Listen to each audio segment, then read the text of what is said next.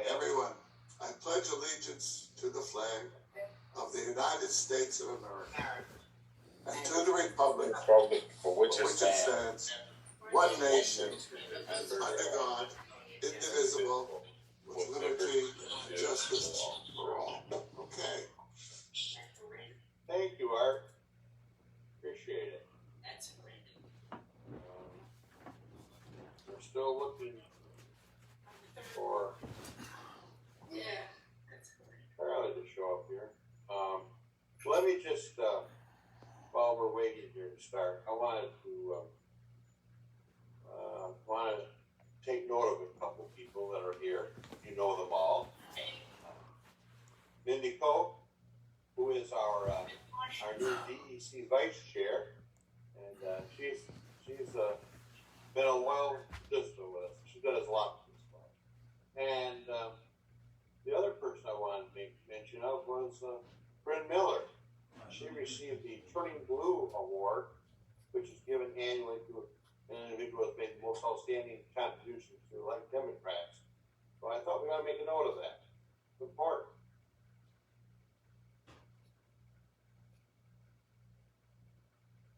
Thank you. Is she? Yeah, I'm here.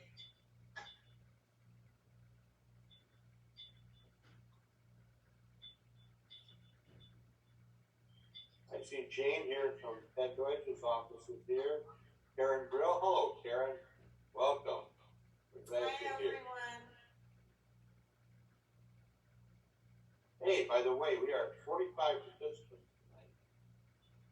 So that's pretty good. Can I have one? I think we set a new record for Zoom meetings. Hello, Linda. Hi, Art.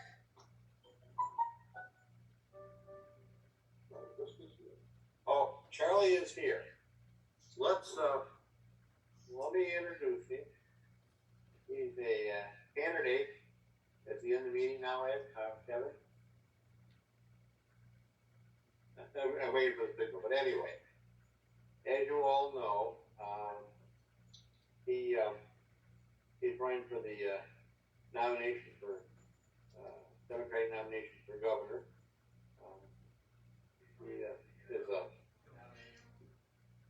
to speak to us tonight, and as soon as he gets in here, we're going to let Charlie talk, because that's why we're all here. We want to hear him talk first. And then I got a few things. By the way, don't anybody run away, because we've got lots of things to do after Charlie. We're going to let him go first, and then we'll do that. Is he in there, Kevin? He's almost here.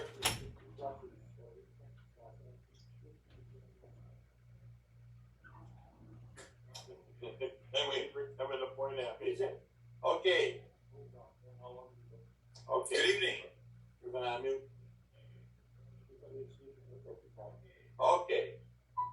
Charlie, go Yes, ahead. I'm here. How are you? Well, we're all good. We're anxious to hear you. So please, Oh, go well, ahead. thank you. Charles, thank you so much. I want to thank all of you for the opportunity to be with you this evening. It's wonderful to be, at least virtually, in Boca and Delray Beach. I know how beautiful it is there. Spent a lot of time there, as you all know. And again, thank you for the opportunity to chat with you a bit this evening. So I'm running for governor of Florida for the obvious reason Florida deserves better. And because I love Florida, I love her with all my heart. I love you. And the kind of, I was going to say leadership, the lack of leadership we're getting out of Tallahassee right now is embarrassing. And it's deadly. And you all know this better than I do. But let me lead with talking about the pandemic with the virus that we are all dealing with, not only in Florida, but in our country and around the globe. But in Florida, we have stood out, and for all the wrong reasons, and for the lack of leadership of this governor, Ron DeSantis. You know that throughout the summer, we were number one in infections. We were number one in hospitalizations. And most sadly, we were number one in death. And this governor did not promote vaccines, did not promote the using of masks. He did everything wrong. Then he appointed this person who's now our Surgeon General, who had the audacity the other day, meeting with one of our great state senators from your part of the state, and telling her that he wasn't going to wear a mask in the meeting in her office, even after she had informed him, God bless her, that she had a serious medical condition. She had not yet disclosed that she had been diagnosed with breast cancer. We know that now, but she wasn't revealing that at the time, and that is her right to privacy. But he would not respect that, and so she asked him to leave the office, and of course he had to. But that's the kind of lack of leadership that we're getting with this life or death situation that all of our 21 million people in Florida are dealing with. Our children are now dealing with it in our classrooms. And the governor put out an executive order that he didn't want to have masks worn in our school districts throughout the state. And thank God, by the grace of God, Palm Beach County, Broward County, Miami-Dade County, I think 13 across the state, defied the governor, had the courage to do that and stand up and do what was right to make sure that our children and our hardworking public school teachers are safe in the classroom. And but for them, that wouldn't be the case. But let me share a personal story with you about this particular issue. So St. Petersburg is my home. Many of you probably know that. That's in Pinellas County. You know, I grew up with three sisters. Two of my three sisters were public school teachers in Pinellas County. I'm a graduate of the public school system, St. Pete High, in 1974. And so public education is extremely important to me, and I know it is to all of you. And so I want to also tell you that I have a 5-year-old niece, 5 years old, started elementary school this year. They started their classes about 3 weeks ago in Pinellas County, just about the same time across the state. She goes to school, as I said, they didn't require masks in Pinellas County. They didn't stand up to the governor. She's there for a few days. She contracts COVID. She, of course, goes home at night. She takes it home with her. And she has a 2-month-old niece. My 2-month-old sister, my 2-month-old niece. Last week, she contracted COVID. This is not a unique story. This is happening all over the state of Florida because of the complicity of this governor with this issue. And it's deadly. You know that the numbers now are that we're at about 60,000 deaths in the state of Florida from COVID-19.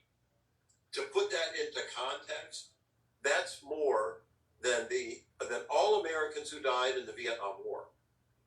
And this is just one state, our state. More than all Americans who passed away in the Vietnam War. That's where this governor has misled us. And that's the kind of administration that we're dealing with this kind of Surgeon General that we're dealing with. I've already called for the Surgeon General to resign.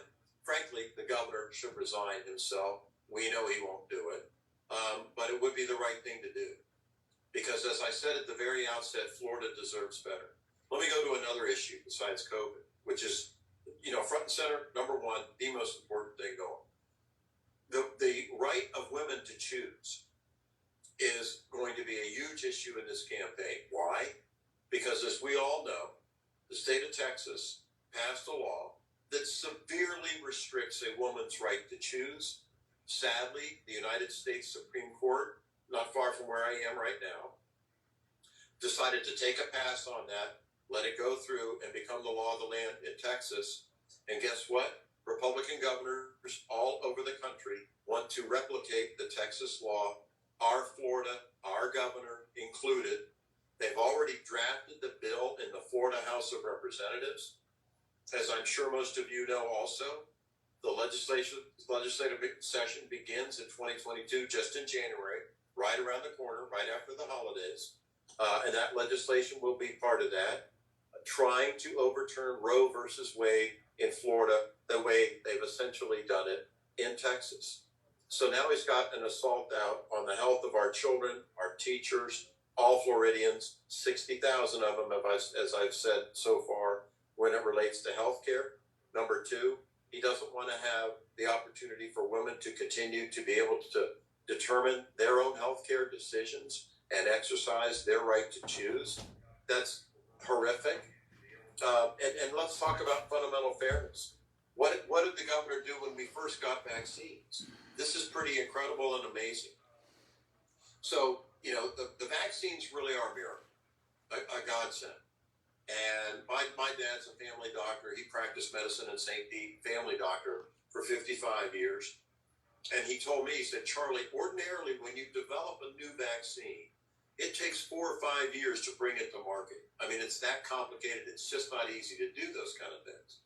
Well, as I said, by the grace of God, with this vaccine that we got for COVID-19, it was developed in less than a year.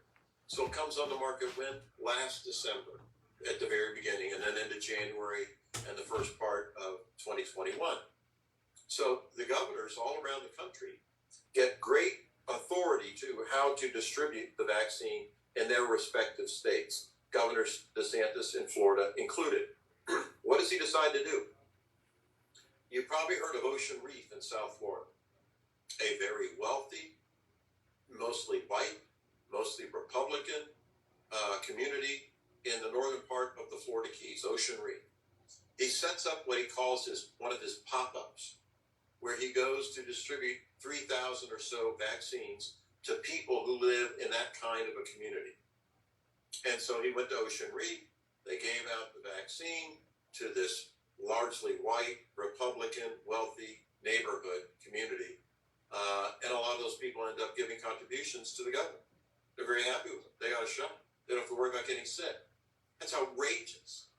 That is so outrageously discriminatory, it's mind-boggling. He didn't just do it at Ocean Reef. Then he comes up to the Tampa Bay area where I live, goes to another community called Lakewood Ranch. Lakewood Ranch is also largely white, largely Republican, and largely affluent. Goes there with another 3,000 vaccines. Everybody gets vaccinated. They're all happy. They give them contributions. They go away. It's outrageous. Did the same thing at the Villages, a well-known Republican neighborhood community, I should say. It's larger than neighborhood.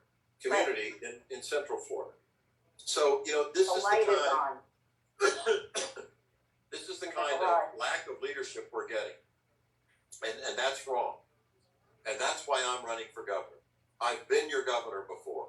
I've been your attorney general before. Had the honor of following Bob Butterworth as attorney general of Florida. A great man from just south of you in Broward County.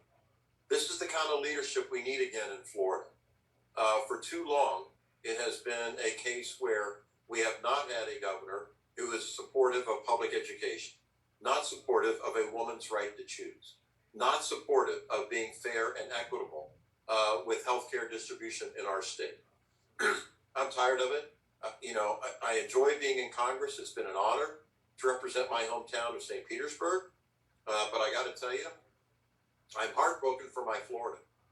And I'm heartbroken for my fellow Floridians. And I know that we can do better.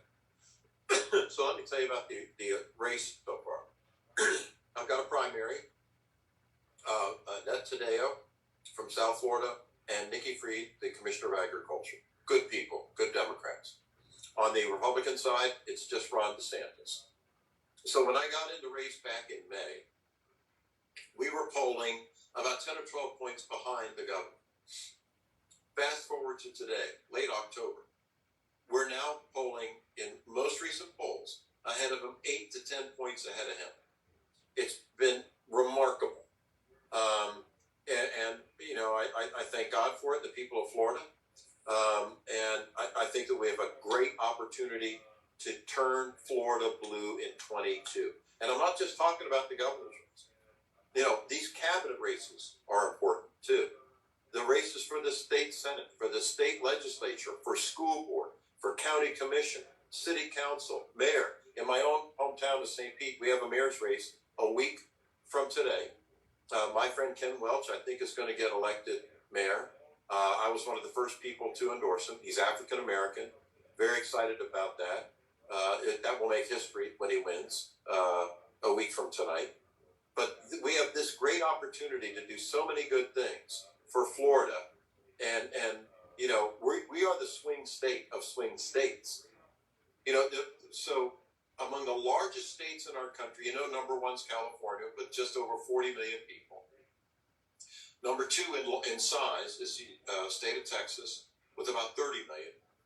And number three, Florida, the Sunshine State, with almost 22 million people. And now New York is fourth. We passed them a couple of years ago in terms of our population, because we continue to get so many new residents a day. But let's also remember this. When you're talking about presidential politics, and I'll touch on that as it relates to our opponent for the governor's office too.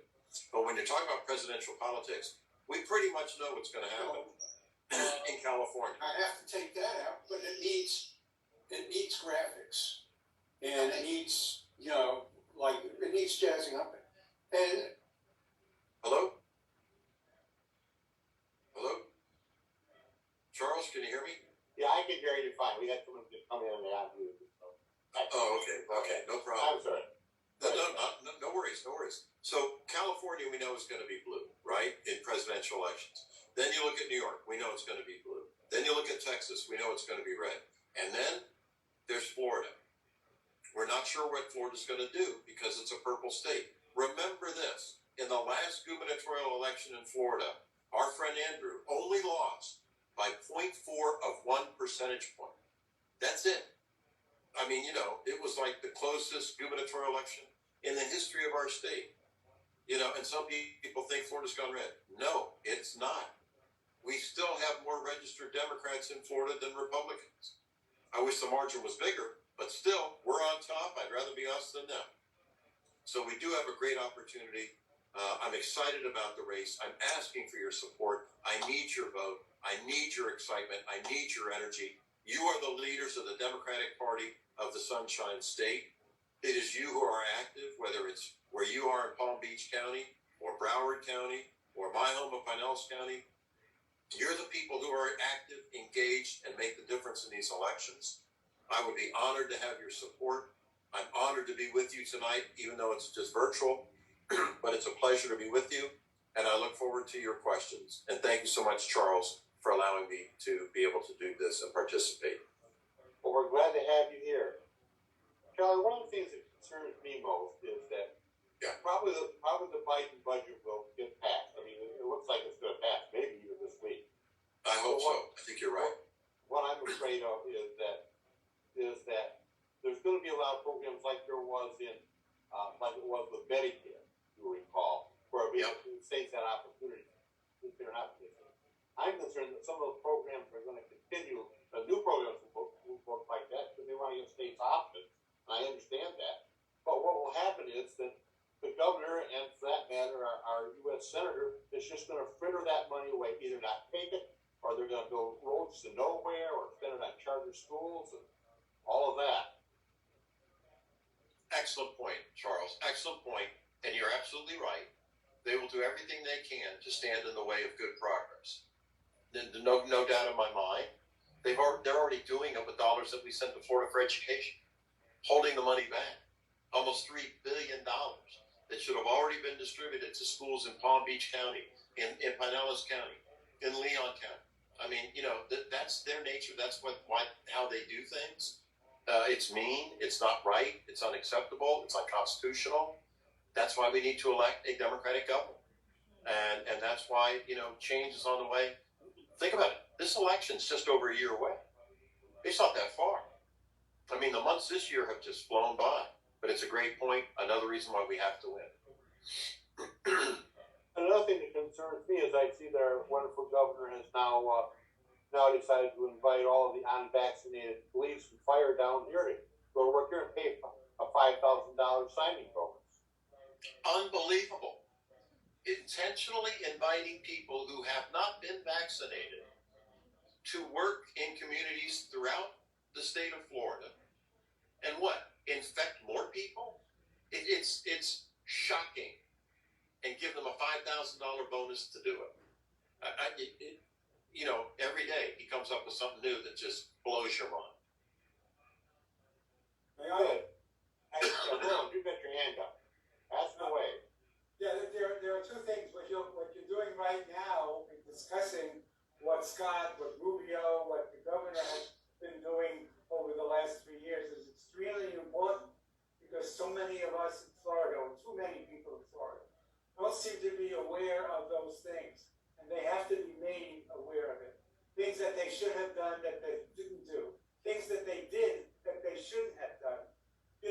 this afternoon what came to me was the stupidity of stand your ground, which is one of the favorite things of our government. I can imagine a police officer pulling a driver to the side of the road, not wearing a mask, and all of a sudden we're thinking about, you know what, this is a direct violation, or this could possibly lead to bodily harm, or lead to my death, and they'll start shooting policemen. You know, where is this Blue Lives Matter? You know, this governor is just awful, and people have to be told. I've been in education for a long time. I've gone into schools, many schools in Palm Beach County, and I think it's disgraceful what I've seen there. Children are not getting educated. No ideas about civics. They don't know history. They can't write a letter. They don't even read well. We need change. And it has to be pointed out to the people in Florida that they're getting a second-rate representation in both the legislature in the Capitol and, of course, in Washington. Thank you for your time. No, Roland, thank you. All excellent points. I appreciate it very, very much. Hello, Congressman. It's a pleasure to speak with you and to see you here. We are facing a crisis. We have a couple of candidates that are running for FL20, and those seats are going to come empty, and we're looking for a special election to come in a speedy manner. We've been called by the DC to write letters, and we could write letters to the governor's office.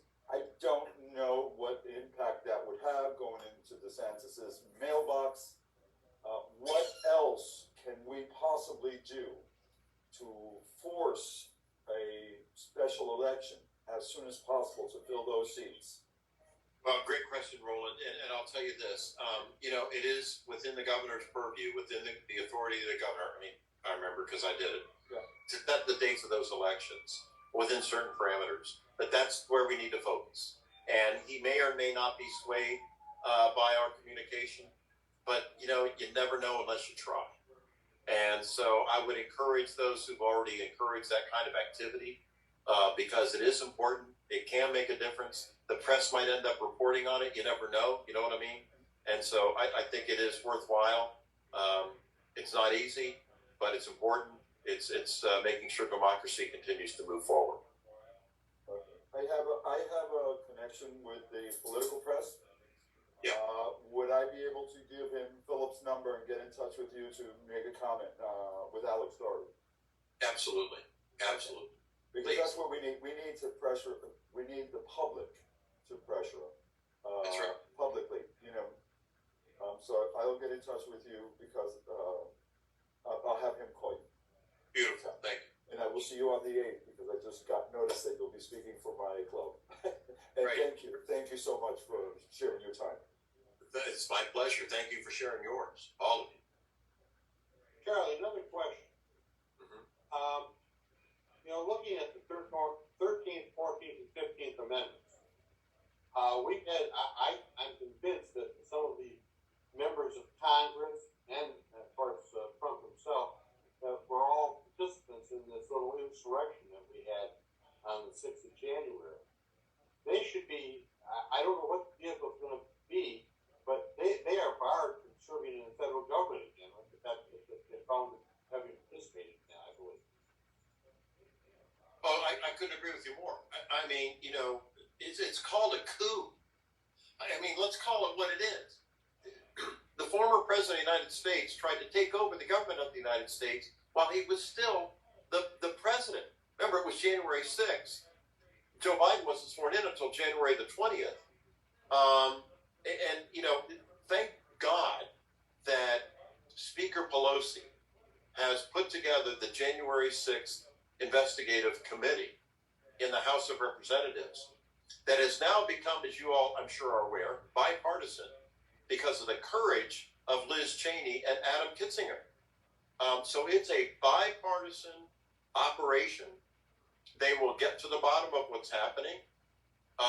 You know, I just voted the other day with my colleagues here in the U.S. House of Representatives to make sure that we held Bannon accountable and in contempt of Congress for not honoring his subpoena to go before the committee. Yeah, this is real. This is important, and I can't tell you how much I am enormously grateful to the Speaker for continuing to push forward, even though the Senate wouldn't go along with looking into people who were trying to take over the United States government in a coup. Charlie, in your polling, are you finding Republicans that are, I would say, more bent of Liz Cheney and Adam Kinzinger? Are you finding those people, and how do they seem to feel about this election? Yeah, well, that's a great question too, and I'll tell you, obviously, I used to be a Republican. I got to the point where it was just untenable for me anymore. But what happens is, I am convinced there are still moderate Republicans. I hope and I pray there are, and I get calls from some of them, so I know there are. And the way DeSantis is comporting himself, he's taken an issue and made it more, and I'm talking about the pandemic, made it more not anymore right versus left. He's taken it to the point where it's right versus wrong. It is wrong not to look out for the safety of our kids in school. It is wrong not to advocate getting a vaccine. It is dead wrong not to advocate wearing of a mask when you're in public or indoors in close quarters with others. It's not right versus left anymore with him. It's right versus wrong. And now it already had gotten to independents, and now it's seeping into moderate Republicans. And if he only continues to do what he's doing, that trend is only going to continue to move forward. I see my dear friend Lori Berman tonight. Thank you, Lori, for being with us this evening, and thank you for your great service to the people of South Florida and the people of the entire state. You're a compliment to a public servant who truly serves with a servant's heart. I'm honored to be your friend. I'll take other questions. I don't see any hands right now, but let me ask another question. And that is that, of course, the infection is going down in Florida, like it is in many areas now, and maybe this Delta variant is burning itself out. We don't hope that. But I can see DeSantis just saying, well, I was right all along. We didn't need masks. We didn't need anything, because it's my leadership that's brought that infection rate down. But you know what? I got an answer for him. Well, why don't you tell that to the 60,000 families of the 60,000 Floridians that we've lost? Governor, why don't you tell that to the almost 4 million Floridians who have been infected with this disease? Why don't you tell that to their family members or others who love them, others they go to church or synagogue with? Why don't you tell it to them? I can see saying that in the middle of a debate, and it'll end them. It'll end them. Good point. But know this, I won't let you down. And nobody's going to forget this issue. And he can say we're beyond it.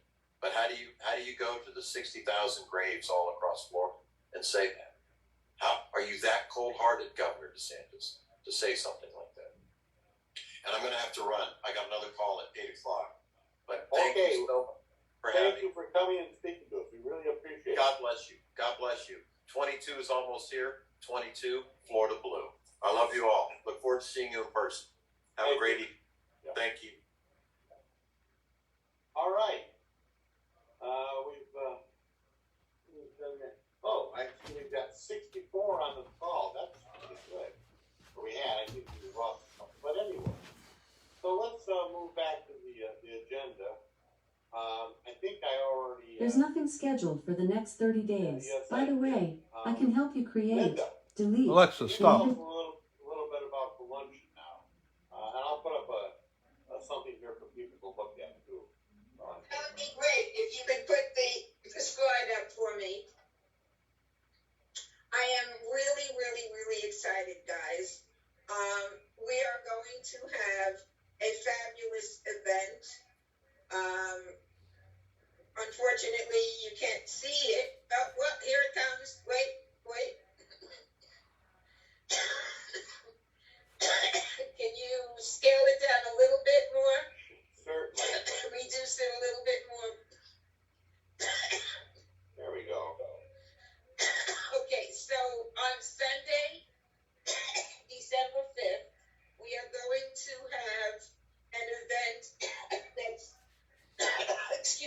that's Halloween in December. The reason we're calling it that was we had originally scheduled it for October 31st. We postponed it so that we didn't want to have it in the middle of the Delta epidemic, the Delta risk. So we moved it to December 5th. It's at the Boca Country Club, which is a beautiful facility. It's going to be a fabulous luncheon, and we are going to do it absolutely safely, observing all the COVID requirements. We are going to have many guests. We have not gotten total confirmations yet, but we will be honoring our own Dr. Mindy Koch, PBC's vice chair, who has been awarded the Myra Golden Award for this year, and she will be presented her award by Susan Booker, and we all want to hear from Susan Booker. And we're very excited that Dave Ehrenberg, who did such a fabulous job emceeing the Truman Kennedy, the TKJ, the Truman Kennedy Johnson dinner. He's going to be our MC as well. And since it is Halloween in December, we're going to, and of course this is totally optional, but if you would like to, wear a costume that is your favorite political character, we're going to have prizes for the most ingenious, the most creative costumes, and the funniest costumes. And anyway, this flyer will be sent to you. We're going to be putting it in the mail, and we are thrilled to announce that you can pay by check, but you'll also be able to pay through Zelle. And if you don't know how to do that, it's going to be on the Boca Delray Club website. So again, it is Sunday, December 5th, and I'm going to sign off by saying it's an opportunity to eat, drink, and be scary. Thank you, Linda. I appreciate that. By the way, I did not mention some of our folks here. We have, if you heard Charlie say Lori Berman is here, shout out to Lori. And we also have Steve Engel here, who's the Boca Beach and Park District. Glad to have it. You all heard Rolando Verio ask Charlie a question. We're glad he came and enjoyed it. And I wanted to do a shout out to Glenn from Kelly Skidmore's office for joining our meeting tonight. We appreciate all of your presence. And do we have any new members that are here? I'd like to honor them if we can. I don't see anybody. I didn't see anybody. Charles, why don't you return it to the view, take off the screen and return it to the regular view? Yeah, good idea. Thank you. Here I am. Now There you can see my beautiful face. Everyone's so thrilled about it. Well, if there's Anyway. a new member, we'd like to see that face, yes. That's what we want to see. Do we have any new members here? Well, am I a new member? Who is that? Oh, Bernie, yes. You're a new member, Bernie. Thanks. I'm glad you're here. Yes, I just got here. I just left another meeting a moment ago. Well, we're glad you're here. And by the way, for everybody, we were recording this meeting, and we're recording a couple different ways. We're going to put the recording up on the website so folks can, if they missed part of it, or they will be able to see Charlie's presentation. I'm sure you'll be happy with that. Now then, I gotta get Kevin over here by me, because we have a drawing for a ticket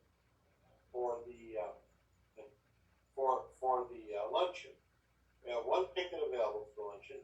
Kevin, by the way, if you all didn't know, is he's got a couple of extra legs he's working these days. He had some bone spurs that were taken off his heel. He really had bone spurs, unlike somebody else who said they had bone spurs. So Kevin's coming over here, and we'll get a little chance to do the drawing on that.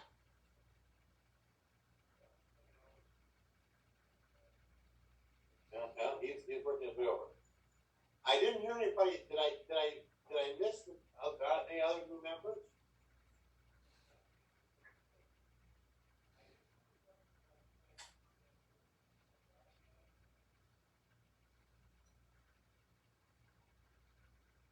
Here he comes. Here he comes. He's going to join me now. I believe there was someone here from Kelly Skidmore's office. Yes, there was. I thought I did. When? I thought I mentioned it. If I didn't, I'm sorry. Maybe you did and I missed it. I'm filling in the time for you. You do a good job of using time.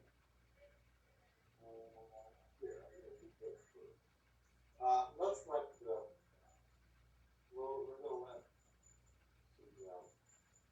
Kevin brought in here.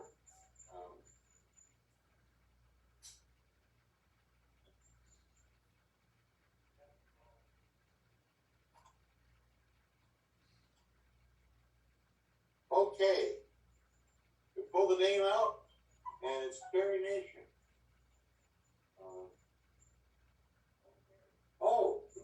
So congratulations, Terry.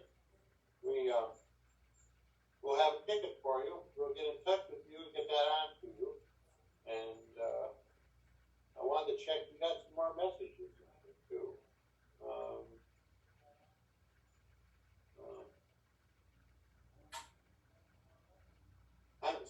Sorry. You said you have another new member. I'm sorry. I can't tell. I can't read it here. Let's unmute you. I'm sorry.